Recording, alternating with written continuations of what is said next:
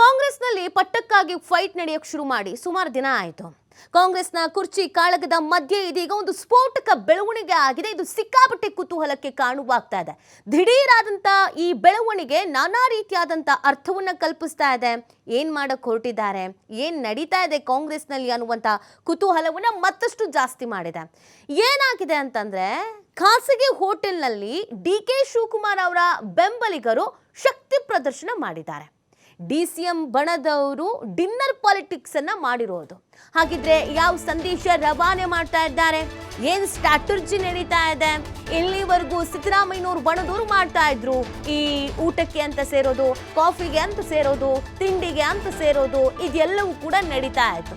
ಇದೀಗ ಡಿ.ಕೆ. ಶಿವಕುಮಾರ್ ಅವರು ಇತ್ತೀಚೆಗೆ ನೇರ ಸ್ಟೇಟ್ಮೆಂಟ್ಗಳನ್ನು ಕೊಡೋದಕ್ಕೆ ಶುರು ಮಾಡಿದ್ದಾರೆ. ಇದರ ಬೆನ್ನಲ್ಲೇ ಡಿ.ಕೆ. ಆಪ್ತ ವಲಯದಲ್ಲಿ ಗುರುತಿಸಿಕೊಂಡಂತ ಶಾಸಕರುಗಳು ಮತ್ತು ಕೆಲವು ಸಚಿವರುಗಳು ಒಂದ್ ಕಡೆ ಒಂದು ಹೋಟೆಲ್ನಲ್ಲಿ ಸೇರಿರೋದು. ಖಾಸಗಿ ಹೋಟೆಲ್ನಲ್ಲಿ 18ಕ್ಕೂ ಹೆಚ್ಚು ಶಾಸಕರು ಸಭೆ ಸೇರಿದ್ದಾರೆ. ಏನ್ ಚರ್ಚೆ ಮಾಡಿರಬಹುದು, ಏನ್ ನಿರ್ಧಾರ ಕೈಗೊಂಡಿರಬಹುದು, ಯಾವ ವಿಚಾರವನ್ನು ಮಾತನಾಡಿರಬಹುದು, ಕುತೂಹಲ. ಸಿಎಂ ಕುರ್ಚಿ ಫೈಟ್ ನಡುವೆ ಡಿ.ಸಿ.ಎಂ ಡಿ.ಕೆ. ಶಿ ಬಣ ಫುಲ್ ಆಕ್ಟಿವ್ ಆಗ್ತಾ ಇದೆ. ಖಾಸಗಿ ಹೋಟೆಲ್ನಲ್ಲಿ ಶಕ್ತಿ ಪ್ರದರ್ಶನದ ಫೋಟೋವನ್ನು ಕೂಡ ರಿಲೀಸ್ ಮಾಡಿದ್ದಾರೆ.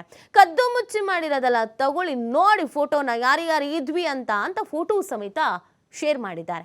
ಸಿಎಂ ಬಣದ ದಲಿತ ಸಿಎಂ ಅಸ್ತ್ರಕ್ಕೆ ಡಿ.ಕೆ. ಬಣದ ಪ್ರತ್ಯಸ್ತ್ರನ ಇದು ಹಾಗಾದ್ರೆ ಅನ್ನೋ ಪ್ರಶ್ನೆ ಹುಟ್ಕೊಳ್ತಾ ಇದೆ. ನೋಡಿ, ಬಹಳ ದಿನಗಳಿಂದಲೂ ಕೂಡ ಡಿ.ಕೆ. ಶಿವಕುಮಾರ್ ಅವರು ಸಿಎಂ ಆಗಬೇಕು ಅಂತ ಪ್ರಯತ್ನ ಪಡ್ತಾ ಇದ್ದಾರೆ. ಅದಕ್ಕೆ ನೂರಾರು ಅಡೆತಡೆಗಳು ಎದುರಾಗಿದೆ. ಇಲ್ಲಿ ಸಿದ್ದರಾಮಯ್ಯನವ್ರ ಬಣದವ್ರಿಗೆ ಏನು ಹೇಳೋದು, ಶಕ್ತಿ ಪ್ರದರ್ಶನ ಇಂಪಾರ್ಟೆಂಟ್ ಆಗತ್ತೆ. ನಿಮ್ಮ ಕಡೆ ತಲೆ ಲೆಕ್ಕ ಹಾಕಿ ಎಷ್ಟು ಜನ ಇದ್ದಾರೆ ಅಂತ, ಇದು ವರ್ಕೌಟ್ ಆಗಲ್ಲ.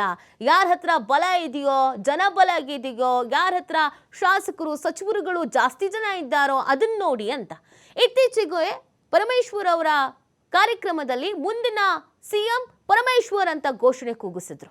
ರಾಜಣ್ಣ ಅವರು ಕೂಡ ದಲಿತ ಸಿಎಂ ಅಂತ ಹೇಳಿದ್ರು. ಇದೆಲ್ಲ ಅಸ್ತ್ರ ಡಿ.ಕೆ. ಶಿವಕುಮಾರ್ ಅವರಿಗೆ ಪ್ರಯೋಗ ಮಾಡಿದ್ರು. ಅದಕ್ಕೆ ಅಂತ ಇದೀಗ ಡಿ.ಕೆ. ಶಿವಕುಮಾರ್ ಅವ್ರ ಬಣದವರು ಪ್ರತ್ಯಸ್ತ್ರವನ್ನ ತಯಾರು ಮಾಡ್ಕೊಂಡಿದ್ದಾರೋ ಅನ್ನೋ ಪ್ರಶ್ನೆ. ಡಿ.ಸಿ.ಎಂ ಡಿ.ಕೆ. ಶಿವಕುಮಾರ್ ಬೆಂಬಲಿಗರ ಡಿನ್ನರ್ ಪಾಲಿಟಿಕ್ಸ್ ಇದು. ಸಚಿವ ಸುಧಾಕರ್ ನೇತೃತ್ವದಲ್ಲೇ ರೆಡಿ ಆಯ್ತಾ ಡಿ.ಕೆ. ಶಿವಕುಮಾರ್ ಅವ್ರಿಗೆ ಒಂದು ಟೀಮ್ ಅನ್ನೋ ಪ್ರಶ್ನೆ. ಇಲ್ಲಿವರೆಗೂ ಡಿ.ಕೆ. ಶಿವಕುಮಾರ್ ಅವ್ರ ಬಣದಲ್ಲಿ ಒಂದಷ್ಟು ಮಂದಿ ಇದ್ದಾರೆ ಅಂತ ಗೊತ್ತಿತ್ತು. ಯಾರ್ಯಾರಿದ್ದಾರೆ, ಎಷ್ಟು ಮಂದಿ ಇದ್ದಾರೆ, ಯಾಕೆಲ್ಲ ಒಗ್ಗಟ್ಟಾಗಿ ಸೇರ್ತಾ ಇಲ್ಲ? ನಿಮಗೆ ಬೆಳಗಾವಿ ಅಧಿವೇಶನ ನೆನಪಾಗ್ಬೋದು. ಬೆಳಗಾವಿ ಅಧಿವೇಶನದಲ್ಲಿ ಇದೇ ಥರ ಅವ್ರ ಕಡೆಯವ್ರನ್ನ ಇವ್ರು ಊಟಕ್ಕೆ ಕರಿತಿದ್ರು, ಇವ್ರ ಕಡೆಯವ್ರನ್ನ ಇವರೇ ಊಟಕ್ಕೆ ಕರಿತಾ ಇದ್ರು, ಅವ್ರವ್ರ ಟೀಮ್ ಸಪ್ರೇಟಾಗಿ ಊಟಕ್ಕೆ ಹೋಗ್ತಿದ್ರು. ಬಟ್ ಫೋಟೋ ರಿವೀಲ್ ಆಗೋದಾಗಿರಲಿ ಅಥವಾ ಎಲ್ಲ ಒಂದೇ ಕಡೆ ಆಗಿರಲಿಲ್ಲ.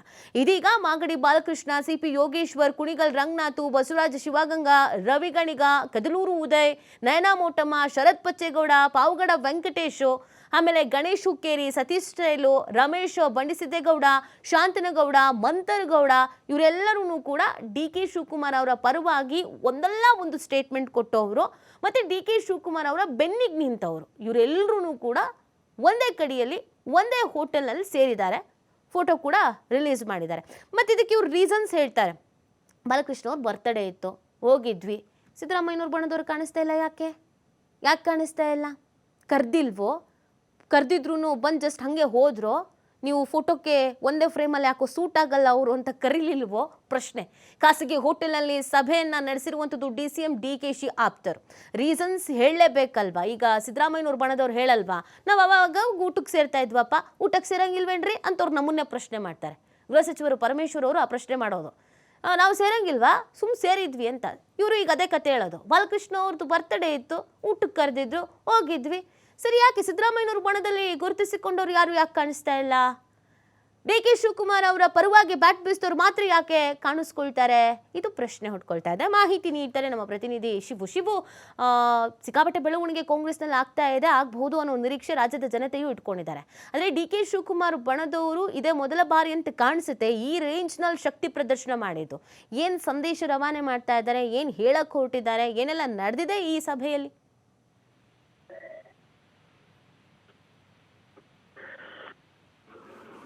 ನೀತಿ ನಿನ್ನೆ ಈಗ ರಾಜ್ಯ ರಾಜಕಾರಣದಲ್ಲಿ ದೊಡ್ಡ ಮಟ್ಟದ ಬೆಳವಣಿಗೆಗಳು ಶುರುವಾಗ್ತಾ ಇದೆ.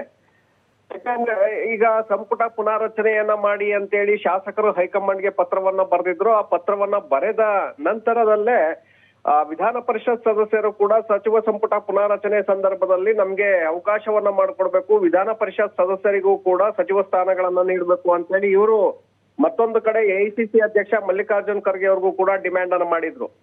ಇದರ ನಡುವೆ ಎಲ್ಲೋ ಒಂದು ಕಡೆ ಸಚಿವ ಸಂಪುಟ ಪುನಾರಚನೆಯನ್ನ ಮಾಡಿದ್ದೆ ಆದ್ರೆ ನನ್ನ ಸಿಎಂ ಕುರ್ಚಿಯ ಆಸೆಗೆ ವಿಘ್ನ ಬರುತ್ತೆ ಅನ್ನುವಂತಹ ಮನಸ್ಥಿತಿಗೆ ಡಿ ಕೆ ಶಿವಕುಮಾರ್ ಅವರು ಬಂದಿದ್ದಾರೆ ಈಗ. ಯಾಕೆಂದ್ರೆ ಈಗ ಸಂಪುಟ ಪುನಾರಚನೆ ಆಯ್ತೆ ಅಂದ್ರೆ ನಾಯಕತ್ವ ಬದಲಾವಣೆಯ ವಿಚಾರ ಅಲ್ಲಿಗೆ ಮುಗಿದು ಹೋಗುತ್ತೆ. ಸೊ ಹಾಗಾಗಿ ನಾಯಕತ್ವ ಬದಲಾವಣೆಯ ವಿಚಾರವನ್ನ ಹಾಗೆ ಜೀವಂತವಾಗಿಡ್ಬೇಕು, ತಮ್ಮ ಆಸೆಯನ್ನ ಉಳಿಸ್ಕೊಳ್ಬೇಕು ಅನ್ನುವಂತ ನಿಟ್ಟಿನಲ್ಲಿ ಡಿ ಕೆ ಶಿವಕುಮಾರ್ ಅವರು ನಾನಾ ಪ್ರಯತ್ನಗಳನ್ನ ಮಾಡ್ತಾ ಇದ್ದಾರೆ.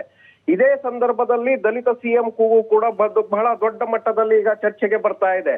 ಪರಮೇಶ್ವರ್ ಯಾಕೆ ದಲಿತರಿಗೆ ಅವಕಾಶ ಕೊಡಬಾರ್ದು ಅಂತೇಳಿ ಬಹಿರಂಗವಾಗಿ ಅವರು ಮಾಧ್ಯಮಗಳಿಗೆ ಇವತ್ತು ಹೇಳಿಕೆಯನ್ನ ಕೊಡ್ತಾ ಇದ್ದಾರೆ. ರಾಜಣ್ಣ ಅವರು ಕೂಡ ಅದಕ್ಕೆ ಸಂಪೂರ್ಣವಾಗಿ ಸಪೋರ್ಟ್ ಅನ್ನ ಮಾಡ್ತಾ ಇದ್ದಾರೆ. ಇದು ಕೂಡ ವರಿಷ್ಠರನ್ನ ಈಗ ರೀಚ್ ಆಗಿದೆ. ದಲಿತ ಸಿಎಂ ಕೂಗು ಕೂಡ ಈಗ ವರಿಷ್ಠರಿಗೆ ತಲುಪಿದೆ. ಸೊ ಇದು ಒಂದು ಕಡೆ ಡಿ ಕೆ ಶಿವಕುಮಾರ್ ಅವ್ರಿಗೆ ಆತಂಕಕ್ಕೆ ಕಾರಣ ಆಗ್ತಾ ಇದೆ. ಅಂದ್ರೆ ನಾನೊಬ್ಬ ಇಲ್ಲಿಯವರೆಗೆ ಸಿಎಂ ಕುರ್ಚಿಗೆ ಫೈಟ್ ಮಾಡ್ತಾ ಇದ್ದೆ, ಈಗ ದಲಿತ ಸಿಎಂ ಕೂಗನ್ನ ಮುಂದೆ ಬಿಟ್ಟು ನನ್ನ ಆಸೆಗೆ ತಣ್ಣೀರೆರಚುವಂತ ಒಂದು ಪ್ರಯತ್ನವನ್ನ ಮಾಡ್ತಾ ಇದ್ದಾರೆ ಅನ್ನುವಂತ ಅನುಮಾನ ಈಗ ಡಿ ಕೆ ಶಿವಕುಮಾರ್ ಅವ್ರಿಗೆ ಬಂದಿದೆ. ಹಾಗಾಗಿ ನಿನ್ನೆ ತಮ್ಮ ಆಪ್ತ ಬಳಗದಲ್ಲಿ ಗುರುತಿಸ್ಕೊಂಡಿರುವಂತಹ ಶಾಸಕರು ಹಾಗೆ ಉಳಿದ ತಟಸ್ಥವಾಗಿರುವಂತಹ ಶಾಸಕರನ್ನು ಕೂಡ ಮಾಗಡಿ ಬಾಲಕೃಷ್ಣ ಅವರ ಬರ್ತ್ಡೇ ವಿಚಾರದಲ್ಲಿ ಒಟ್ಟು ಸೇರಿಸುವಂತ ಒಂದು ಪ್ರಯತ್ನವನ್ನ ಡಿ ಕೆ ಶಿವಕುಮಾರ್ ಅವರು ಮಾಡದಂತೆ ಕಾಣಿಸ್ತಾ ಇದೆ. ಬೆಂಗಳೂರಿನ 4 ಸೀಸನ್ ಹೋಟೆಲ್ ನಲ್ಲಿ ನಿನ್ನೆ ರಾತ್ರಿ ಇವರು ಎಲ್ಲ ಶಾಸಕರು ಕೂಡ ಅಲ್ಲಿ ಒಟ್ಟಾಗಿ ಸೇರ್ತಾರೆ. ಇಲ್ಲಿ ಯಾಕೆಂದ್ರೆ ಮೊದಲಿಗೆ ಡಿ ಕೆ ಶಿವಕುಮಾರ್ ಬಣದಲ್ಲಿ ಗುರುತಿಸ್ಕೊಂಡಂತವರು ಮದ್ದೂರು ಉದಯ್ ಇರ್ಬೋದು, ರವಿಗಣಿಗ ಇರ್ಬೋದು, ಬಸವರಾಜ್ ಶಿವಗಂಗಾ, ಇಕ್ಬಾಲ್ ಹುಸೇನ್, ಹಾಗೆ ನಯನಾ ಮೋಟಮ್ಮ, ಇವರು ಪದೇ ಪದೇ ರಂಗನಾಥ್ ಅವರು ಪದೇ ಪದೇ ಡಿ ಕೆ ಶಿವಕುಮಾರ್ ಅವರ ಪರವಾಗಿ ಮಾತನಾಡ್ತಾ ಇದ್ರು, ಹೇಳಿಕೆಗಳನ್ನ ಕೊಡ್ತಾ ಇದ್ರು, ಬಹಿರಂಗವಾಗಿ ಇವರು ಕಾಣಿಸ್ಕೊಳ್ತಾ ಇದ್ರು ಅವರ ಪರವಾಗಿದ್ದಾರೆ ಅಂತೇಳಿ. ಆದ್ರೆ ಇದೀಗ ಇವರ ಜೊತೆ ಸಿಪಿ ಯೋಗೇಶ್ವರ್ ಅವರು ಕೂಡ ಸೇರ್ಕೊಂಡಿದ್ದಾರೆ. ಶರತ್ ಬಚ್ಚೇಗೌಡ ತಟಸ್ಥವಾಗಿದ್ದಂತವ್ರು ಅವರು ಕೂಡ ಜೊತೆ ಸೇರಿದ್ದಾರೆ.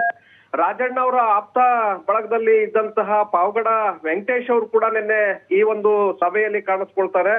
ಅದರ ಜೊತೆಗೆ ಗಣೇಶ್ ಹುಕ್ಕೇರಿ ಕೂಡ ತಟಸ್ಥ ಬಣದಲ್ಲಿದ್ದಂತವ್ರು, ಅವರು ಕೂಡ ನಿನ್ನೆ ಈ ಒಂದು ಸಭೆಯಲ್ಲಿ ಕಾಣಿಸ್ಕೊಳ್ತಾರೆ. ಸತೀಶ್ ಸೈಲ್ ಇರ್ಬೋದು, ಹಾಗೆ ರಮೇಶ್ ಬಂಡಿ ಸಿದ್ದೇಗೌಡ, ಮತ್ತೆ ಹೊನ್ನಾಳಿಯ ಶಾಸನಗೌಡರು ಇತ್ತೀಚೆಗೆ ವಿದೇಶಿ ಪ್ರವಾಸಕ್ಕೆ ಹೋಗ್ಬೇಕಾದಂತವ್ರು ಕೊನೆಯ ಕ್ಷಣದಲ್ಲಿ ಪ್ರವಾಸವನ್ನ ಮೊಟಕು ಮಾಡ್ತಾರೆ ಸಿಎಂ ಅವರ ಪರವಾಗಿ, ಅವರು ಕೂಡ ಈ ಒಂದು ಸಭೆಯಲ್ಲಿ ಕಾಣಿಸ್ಕೊಳ್ತಾರೆ. ಹಾಗೆ ಮಡಿಕೇರಿಯ ಮಂತರ್ಗೌಡ ಕೂಡ ಈ ಒಂದು ಸಭೆಯಲ್ಲಿ ನಿನ್ನೆ ಸೇರಿದ್ದಾರೆ. ಅಂದ್ರೆ ಕಾರ್ಯಕ್ರಮದ ನೆಪದಲ್ಲಿ ಸಭೆಯನ್ನ ಈ ಎಲ್ಲ ಶಾಸಕರು ಕೂಡ ಸಭೆಯನ್ನ ಮಾಡಿದ್ದಾರೆ.